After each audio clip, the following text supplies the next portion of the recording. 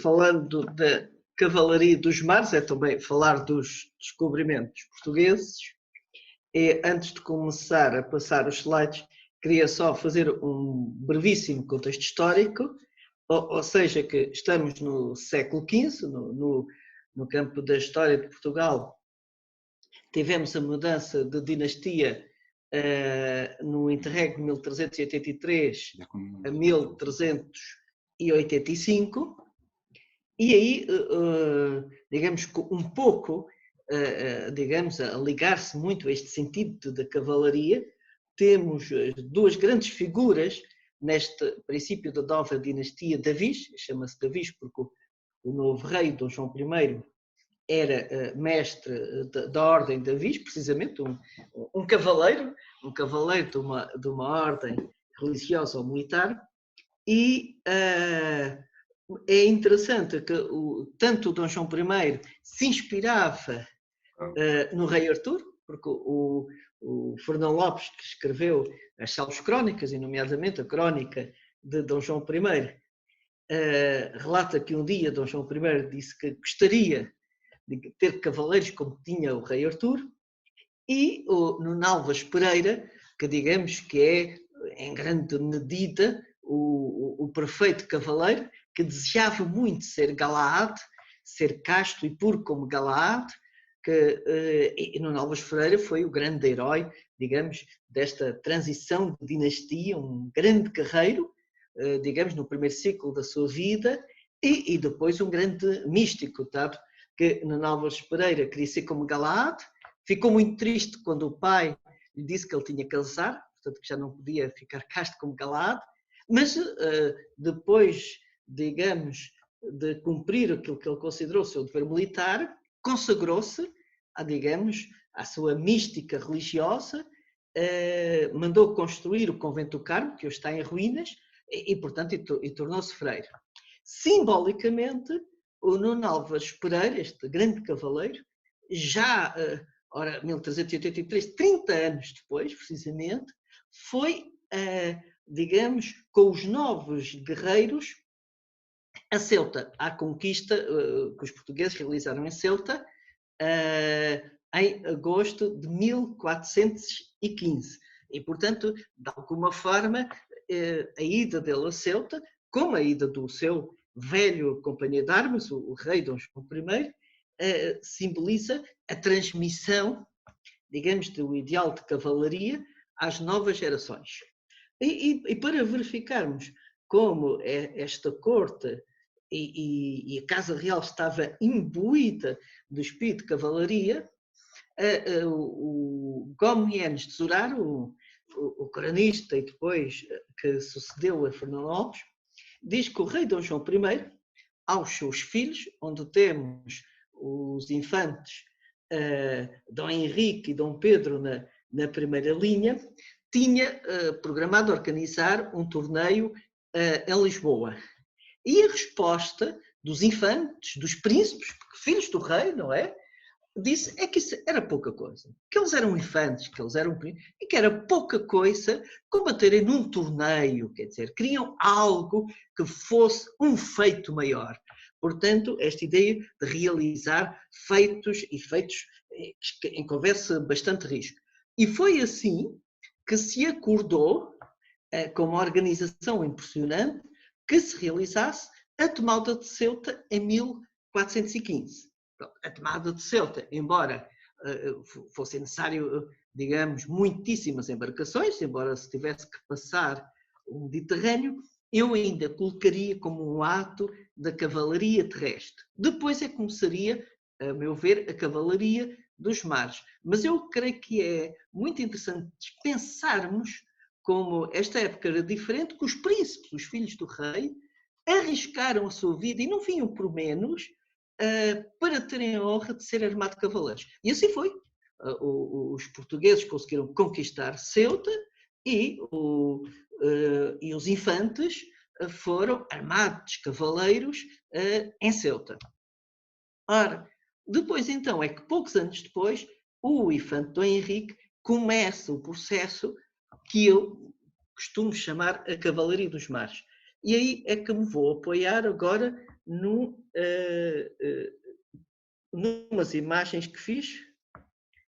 Eu escolhi para começar esta frase de Jorge Angel e Braga, porque acho que esta frase expressa muito o espírito da cavalaria dos mares, em que diz: a humanidade terraplanou pântanos, cruzou os mares, chegou à lua e comunicou de continente em continente, porque teve uma força espiritual e uma força de aventura que a arrancou do lugar cómodo em que se encontrava e a projetou para o enigma, para o futuro, para aquilo que é melhor e desconhecido. Então, em 1420 há este ato histórico, ou pelo menos oficializa-se que o Infante Henrique fica administrador da Ordem de Cristo, portanto, que sucedeu aos Templários e uma ordem religiosa militar, e é muito provável que ele já tivesse começado a trabalhar antes com estes cavaleiros, e os seus cavaleiros, e não só cavaleiros, sargentos, capelões, a partir do momento que ele é o administrador ou o governador da Ordem de Cristo, começa a dar missões no além-mar. Portanto, começam a ser cavaleiros não só do terra, mas também do mar. A sua divisa, Talent Bien Faire, é uma divisa também, se quiser, muito cavaleiresca. Portanto, esta é a ideia da vontade de bem fazer, que Fernando Pessoa faz esta interpretação, que eu acho muito inspiradora, executar todos os atos da vida e, sobretudo, os atos da vida superior com máxima perfeição, bien faire, e inteligência, talento, vontade. Portanto, Talent bien faire, e a Crónica de Guiné de Comienes de Dorada é um texto fundamental para compreender como esta demanda, como este projeto de descobrimentos, era uma demanda cavalheiresca, já que ele, portanto, do mesmo forma que os templários colaboraram ativamente para defender a civilização ocidental nos séculos XII e XIII, o Infante Henrique tinha esse mesmo objetivo sociopolítico. E também tinha, como muito provavelmente os templários, pelo menos segundo HPB, Blavatsky, digamos, um pensamento esotérico, porque ele diz que há uma sexta razão, que é a principal, que é a raiz de onde todas as outras procedem, que é a inclinação das rodas celestiais, mas que, no fundo, o que este texto quer dizer, a meu ver, é que há, digamos, um desígnio divino para que tenha que ser assim. E aliás, voltando à conquista de Ceuta, uma das respostas que o Dom João I dá aos seus filhos é que vai pensar se conquistar Ceuta é serviço de Deus ou não é serviço de Deus. E, para além disso, o Comienes de Sorara diz precisamente, só vou ler, que o Infante Henrique que estava feito para conquistas altas e fortes, especialmente buscar as coisas que eram cobertas aos outros homens. Portanto, nesta cavalaria dos mares há claramente o risco do desconhecido. Quer dizer, o desafio de ir para além do desconhecido.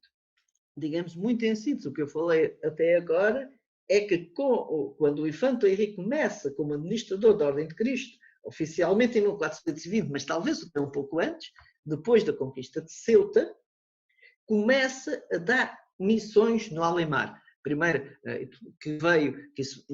dessas missões veio resultar a redescoberta da Madeira, dos Açores, e depois passar o Cabo Bojador, que já iremos ver.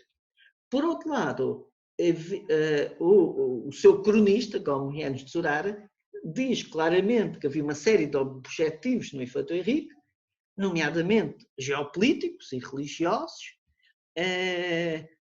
também a tal demanda do Preste João, que já iremos falar, e o próprio Sorara, que era astrólogo, diz que como está aqui neste texto, o infante Dom Henrique era fadado para conquistas altas e fortes, especialmente de buscar as coisas que eram cobertas aos outros homens, e secretas segundo a qualidade de Saturno.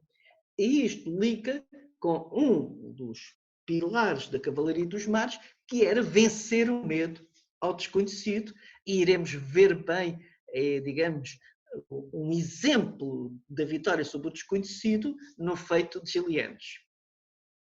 Portanto, vou dar 3 exemplos, mas eu creio que o exemplo de Gilianes é um exemplo fundamental para, digamos, entendermos o espírito desta Cavalaria dos Mares, que foi quando Gilianes tem a missão, ainda com uma barca, ainda não havia caravelas, de passar para além do Cabo do Bujador, vai em 1483 e não consegue, porque havia a lenda do Mar Tenebroso, todos aqueles que tinham tentado passar para além do Bujador não tinham regressado, como por exemplo os irmãos Vivaldi, e vejamos a resposta do infante Henrique.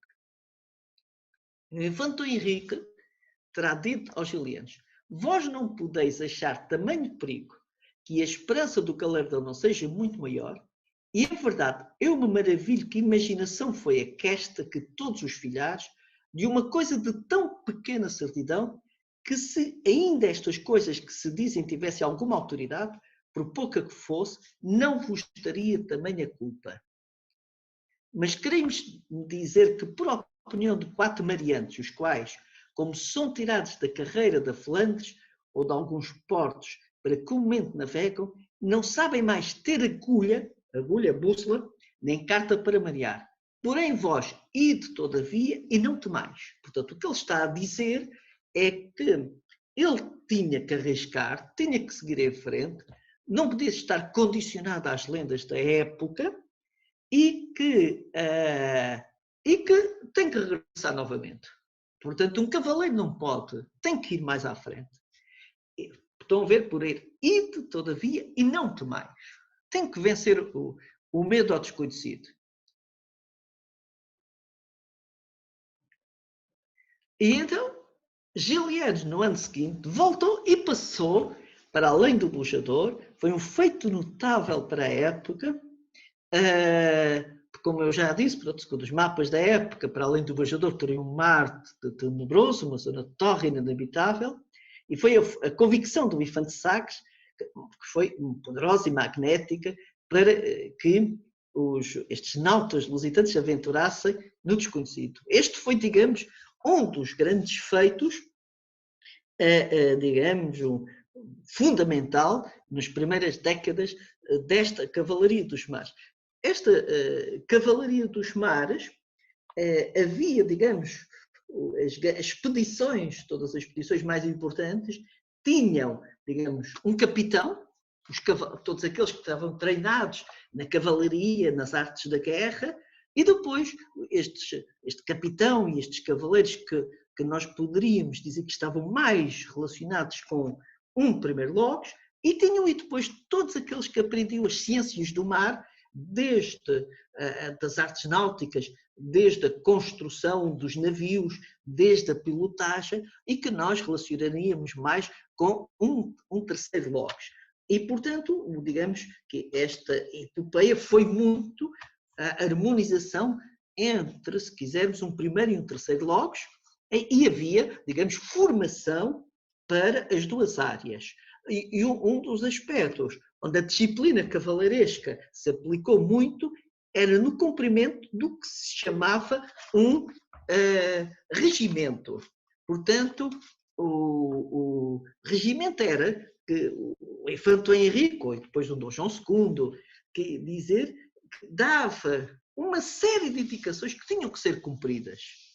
E que, portanto, que havia uma disciplina muito importante. Pronto, depois Gilianes passa ao Bujador, é recebido festivamente e trouxe rosas de Santa Maria. Pronto, um grande feito, uma grande vitória, uma grande superação. Vou dar mais 2 exemplos desta cavalaria. Mas antes do segundo exemplo, temos aqui um texto onde se fala diretamente da terra do Preste João. Portanto, as cartas do Preste João começaram a circular na Europa no século XII e depois, numa obra que eu creio que é de Aschenbach, vai ligar o Preste João, digamos, à família do Graal. Se não me falha a memória, o Preste João seria sobrinho de Parsifal. Portanto, aquela ideia que, de alguma forma, o Graal se teria recolhido no Oriente. Que, em termos míticos, tudo isso pode estar relacionado com o trauma que foi para os templários perderem o contacto com o Oriente, e recordemos que Blavatsky fala que os seus grandes mestres eram mestres orientais, e com a queda de São João d'Arc esse corte deve ter sido traumático, e então agora, cerca de 150 anos depois, o infante Henrique manda, quer dizer, digamos, tem esta demanda por chegar ao Oriente, ao Preste João, de alguma forma uma nova demanda do Graal, mas por mares. E aqui este cavaleiro, Antão Gonçalves, tinha também pedido um serviço, e o Henrique disse que desejava de haver sabedoria, mas ainda das Índias e de terra do Preste João, se ser pudesse.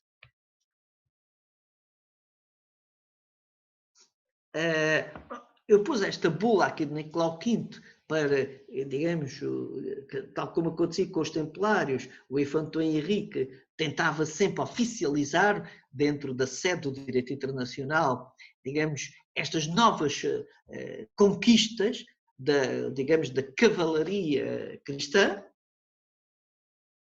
E esta bula eu considero muito importante porque prova o quanto o infante Henrique estava imbuído da cavalaria espiritual, dado que o Papa Eugênio IV faz a bula em que autoriza o infante Henrique a receber o hábito da Ordem de Cristo, porque ele não poderia, como era infante, ele não poderia, ele era governador da Ordem de Cristo e não poderia ser um cavaleiro professo, digamos, um cavaleiro que cumprisse os votos de pobreza, obediência e castidade. Mas vejam como ele estava tão imbuído deste espírito que quis receber o tal hábito, não é, de túnica de branco, entre o branco e o vermelho, a cruz vermelha sobre o branco, e fazer nela profissão. Portanto, aqui vê-se que é uma continuação da cavalaria, mas é uma cavalaria que era sobretudo uma cavalaria pelos mares.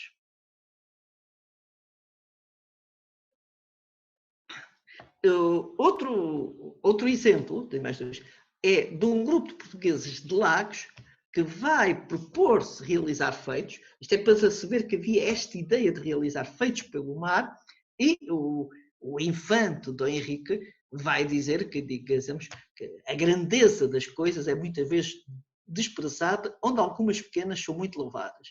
Porque o melhor é o pequeno coração que liberalmente é generosamente se outorga, que o grande corpo que escassamente oferece a sua parte.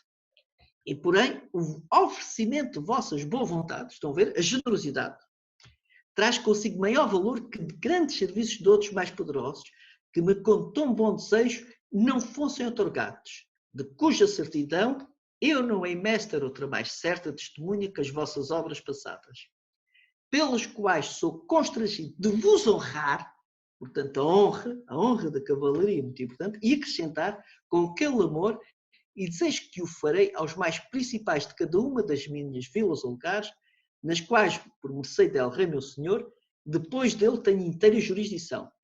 Ora, daqui adiante podeis encaminhar vossas coisas para a vossa ida. Portanto, foi um conjunto de cidadãos que quis, digamos, fazer esse desafio. Mas vou citar este caso que atesta realmente como esta, digamos, esta ideia, já no final do ciclo da cavalaria, já podemos dizer que na terceira fase, consoante o professor José Carlos falou noutra aula, quer dizer que há aqui uma renovação, não é?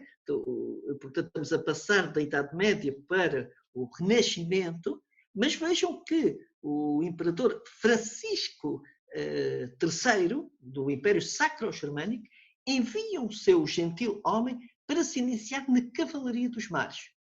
E, portanto,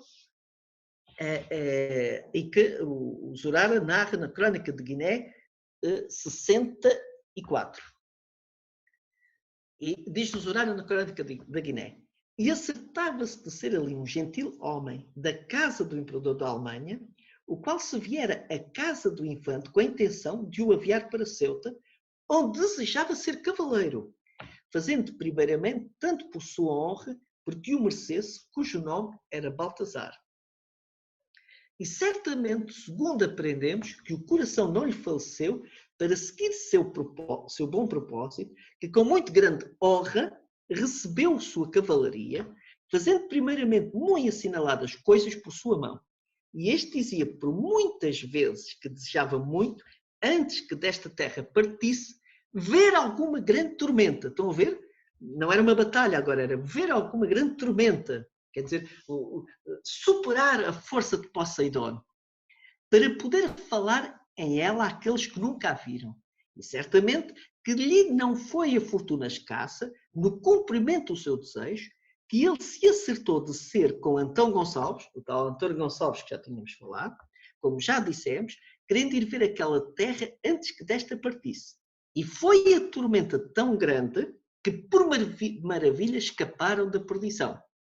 Portanto, quer dizer, ele ficou contente, venceu o desafio, queria ver uma grande tormenta, portanto, tudo isto ligado a este novo contexto dos desafios do mar, que chegou à Alemanha, que veio um cavaleiro da Alemanha para, digamos, vencer estas provas.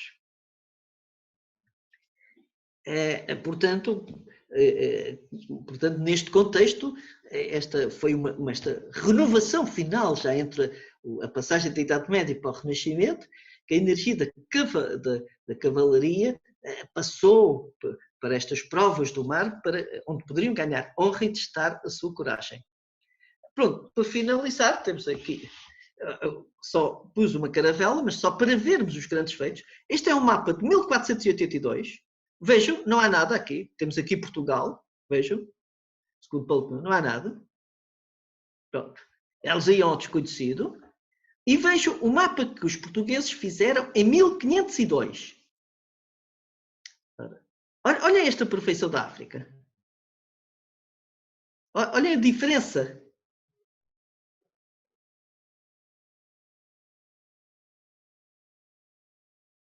Eu até juntei ao Google. Estão a ver? Mais ou menos o certo seria, há aqui um erro, mas a perfeição para a época é impressionante. Estamos a falar de uns 15 mil quilómetros. Isto não teria sido possível sem o espírito cavaleiresco. E aqui temos digamos, o cavaleiro marinheiro, não é, do convento de Cristo, que sobre ele assenta a árvore da vida. Parece ter um olho fechado e um olho aberto. Estão a ver? Cavaleiro. Sobre ele assenta, porque a própria janela é uma árvore da vida. E estão aqui os três símbolos, digamos, desta cavalaria, que é a esfera armilar, as quinas, que vêm da cavalaria medieval, do Afonso Henriques, e a cruz da Ordem de Cristo. Portanto, que eu costumo dizer, coragem, mística e ciência. Digamos, muito em breve, era para dar uma ideia, digamos, de como o espírito cavaleiresco foi fundamental nos descobrimentos portugueses e como, inclusive, na Europa, não é? Na Europa, cavaleiros da Europa vieram a Portugal para realizar feitos no mar.